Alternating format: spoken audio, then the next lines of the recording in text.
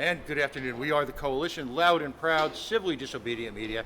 We are standing outside of the Rhode Island Superior Court, where we have just attended yet another hearing. And when I say attended, we sat in court and waited for the powers that be to deliberate, if you will, in chambers.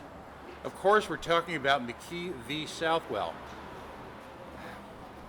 This case, and I'll let them sum up really what's at stake here, the plaintiffs and Attorney Greg Picciarelli. But this case has been going on for, well, nearly 2 years. And yet we still find ourselves approaching the discovery phase. We're blessed with the presence of, I think, one of the great patriot lawyers, if not just the state of Rhode Island, but in the country, who has chosen professionally to use his lifetime of experience in halls of education to advocate for ordinary citizens to retake their rights, to reassert their position as parents in the classrooms of their children. This is that important. Attorney Picciarelli, I think we're all just, myself, everyone here, there's a high level of frustration that I'm sensing. Perhaps you can just bring us up to date and give us a sense of what's really at stake here. Well, thank you, Pat. This has been a long process. I imagine a lot of people would have thought by now that the case has just gone away, now that mask mandates in schools have been dropped. But we keep fighting this because we know the state has made clear on occasions that they'll do this again if they feel the need to. And they'll do it by emergency regulation or executive order with no public input, no analysis of whether or not masks work, the science of masking, which has become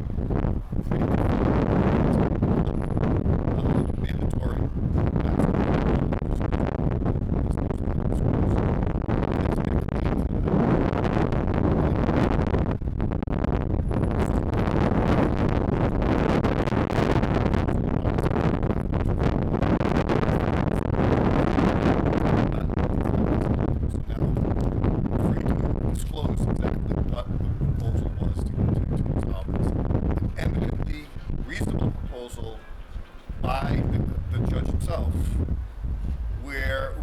forward-looking, not so much back as the mistakes were made, but how to avoid this from happening in the future. And the proposal was really quite simple in some regards. The Department of Health proposed a regulation under what circumstances, if any, that there would be masking of students in schools, whether that should be done, and if so, under what circumstances. I think the judge initially thought we would be the parties that would object to that because, I mean, it's possible the Department of Health could do those hearings and actually come up with a future mandate in these circumstances. And my response to the judge was all my clients agreed, and we were so confident in the science and public opinion that we would be very confident that we could prove masks don't work and that they should never be implemented again in schools. Surprisingly, the state said no. The governor and the Department of Health told the Attorney General to tell the court, this is just something we don't want to talk about. I mean, I have an email from the attorney for the state where she says she talked to various stakeholders and they just couldn't agree to the judge's proposal. Doesn't give us a reason why. Doesn't tell us who these stakeholders are. I have my own theory, and I've shared that with the judge and the attorneys for the other side. I don't think the Rhode Island Department of Health is making the decisions here. Chairwoman, the CDC director, Walensky, was asked the same question by Congress. Why is the CDC not having public hearings and studies, randomized control trials of masking in schools? And her response was, everybody knows masks work, it's equipoise, and we're never going to study it again. But we reserve the right to mandate it if necessary.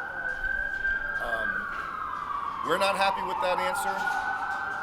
The judge wasn't happy with that answer. And at this point, he gave the state another week to try to come up with another, whether or not they would agree to some proposal similar to this. If not, the judge floated the idea of having a mediator. We suggested former Chief Justice Frank Williams of the Supreme Court, who is an excellent mediator, and not someone that, again, that we would necessarily feel overly sympathetic to our side, but eminently fair. And we'd be very happy to have someone like him or any other judge or mediator help us come to some kind of resolution. The state just doesn't seem to be interested and won't tell us why. Maybe someday, Pat, you can ask the governor or the director of health. Maybe they'll answer you. They won't answer me. Wherever all half a dozen former directors of health are, I will promise you that we will ask them if we can find them. Is it, in a sense, I'm going to put words in your mouth, Attorney Michelli, and feel free to take them, field it as it comes. Do you feel that the state is operating at any level in good faith? No. I mean, I don't say that lightly, but the conduct of the state over the last year and a half, just the complete disdain that we have for these parents is just evident, and they think they can just hide it. It's a disgrace.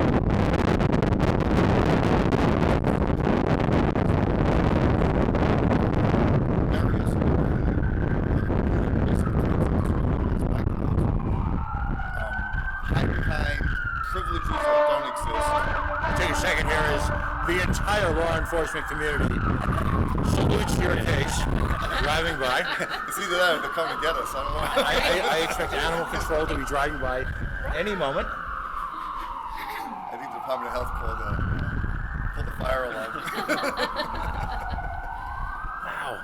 Holy cow. So you're saying, we were bringing up the question of good faith. At what point is there any... We're standing in a building that is supposed to be testament to the rights and what some would say almost the last resort of the citizen, of the individual. And we're standing in a building where ultimately justice is not just blind per se, but they're also special interest blind. They're also governmental agency blind. They're also, this is where we honor the rights, really, some would say, of the ultimate minority, and that's the individual. Is that lost here now? Well, no. I'm confident in the judge and the system here that ultimately we will prevail.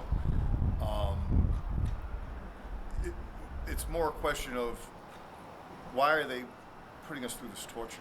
Why are they going through all of these legal machinations? When ultimately the real only resolution we're seeking here is just do what the law really requires you to, and common sense. Have your public hearings. Let the public debate this. What are you hiding from? What is the great fear that the state has from people like this? The group operating within the, if you will, the confines of this lawsuit is called Parents United. There was a time not so long ago when the educational industry in the state bemoaned the absence of the involvement of involved, committed parental figures. Is that lost now? Is this just proof that, and I'll paraphrase on Helican Fonte Green, that we're the experts and we'll show you how it's done? Are we? Is there any comeback from that? The only thing I can say is parents need to keep engaged, keep fighting. Don't assume that, well, since the masks have gone away, they'll never come back. Mm-hmm. There's so many other areas that parents are fighting, and you have to just keep fighting. Because once you let your guard down for 1 minute, they'll just very happily take all your rights away from you. On a serious note, if Governor McKee was standing right here, right now, and with that big affable grin and that hearty chuckle that is his trademark, what would you say to him? I'd say to the governor, let's sit down, have a beer, have an iced tea, sit with a couple of my clients. Maybe you could have someone from the Department of Health with you, and tell me why are you saying no to this? Why can't we just agree to go forward to air this publicly? That's what I'd ask him, and I'd hope he'd give me an honest answer. In your mind, with decades ton of legal experience, again, in an educational forum. What are they afraid of? Why won't they move forward? My personal opinion, I know this is the opinion of Dr. Boston and all my clients, and quite frankly, thousands of scientists now have come to this conclusion. Masking doesn't work. Don't ever do this again. Put in a regulation prohibiting school districts from doing this on their own. Acknowledge the science. Everyone agreed to up until February of 2020. 100 years or more of evidence that masks don't work. It seems like the last 3 years people just have ignored that. And we just want to get back to common sense. That's all. And yet they won't address that. Do you think it's the federal funding? Do you think it's... I'll leave that to my clients to speculate. Well, let's have a conversation with some of your clients. Yeah, sure. And we've got actually one of the primary expert witnesses here, Dr. Anthony Boston.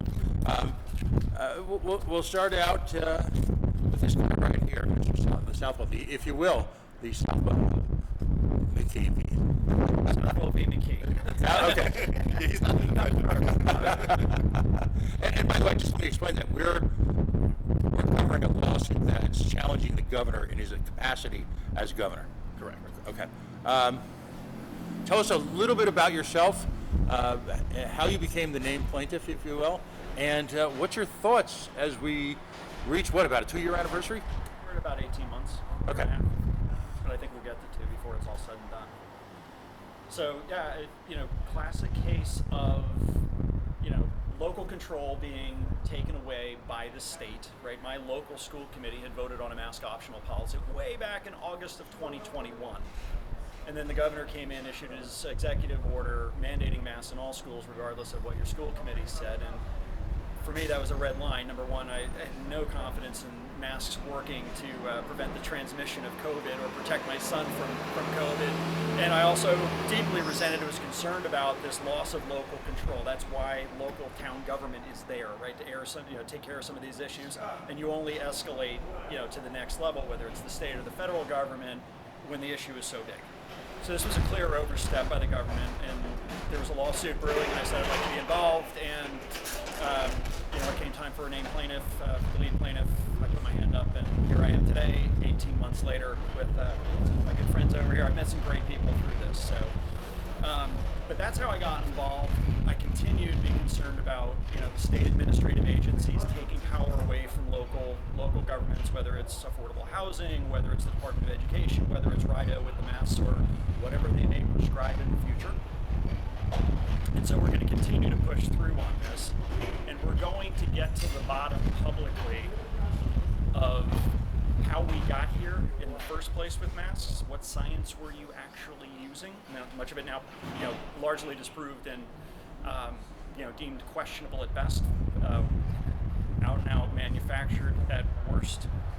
And we'll get to the bottom of it, and we're going to figure out how we got this terrible science, deeply flawed science and statistics, to masking school children and doing irreparable harm. We want to know every step that happened in there, what the sequence was, and then we want to break that sequence to make sure that never, ever happens again. You bring up two very powerful words that seem to have been lost in the last few months amidst the haze of the bureaucracy and the proceedings and the glacial pace, if you will, of the justice system, and that's the word irreparable harm. Who first uttered those words in the context of this case? Judge Jeffrey Lanphier. So, how did we forget that? How did we forget irreparable harm, and how did we justify doing irreparable harm to children for some sort of greater public good? Like, what society sacrifices the safety and well-being of their children to protect the adult population? No good society. And so that's kind of what we've been operating on. And again, this gets to, let's get all who made these decisions, what were you relying on, what were your motivations? I don't believe for a minute that we were following valid science. I think the new health lab that Rhode got, courtesy of the federal government, or they got a large grant towards that, I think that plays a part in it. Every time the governor signs an executive order extending the emergency for another 30 days, he mentions the availability of federal dollars. I think that plays a big mode, and we're all paying the price. Our kids, more specifically, paid the price. Fair enough. Young lady, could you introduce yourself to the audience and perhaps if there is the glue that holds this all together, if there is in fact the legal duct tape that holds this organization together. That's super glue over there. Right? and I mean on not just a personal level, but on a political level, on a moral level, on just keeping these issues in the forefront, not just of the folks who may feel most aggrieved, Parents United, but really on a very moral level, keeping these issues in the forefront of the entire state at a time when people try to forget these. I call Rhode Island politics myself short attention span theater. You've managed to keep this going through a time through sheer force of will. How have you done it? What does this mean to you? And how are you feeling today? So I'm Laura Gaddis Barrett from Parents United Rhode Island, and you're giving me far too much credit, right? The people that you see here today, there are many, many others that have come to different court dates. There are many others that we speak on the phone with. There are many others that go down to the State House and call their legislators and get things done. So I see my role as largely more organizational, but the fire is in the public, and that's where it belongs. And, did that answer your question? Yeah, well, but on a day like today, when the willingness to work hand in hand with state government, despite, and interestingly enough, last night at the State House, we listened to a number of individuals whose lives have been uprooted by state policies, lives have been destroyed, careers ruined, actual physical harm, both on a medical sense as well as a philosophical and an intellectual sense. Just we finally heard in an environment of openness about the devastation that is the direct result of government policies mandated by this administration and its forebears. I think you're exactly right, and I think that the answer is government is for the people, by the people, and what the people are going to do, we're going to start running for office. We've already made those inroads. We started running for our school committees, we started running for our town councils, and we're going to start running for state representative seats. And as we grow our political muscle, right? None of us are trained activists. None of us have ever done anything like this before.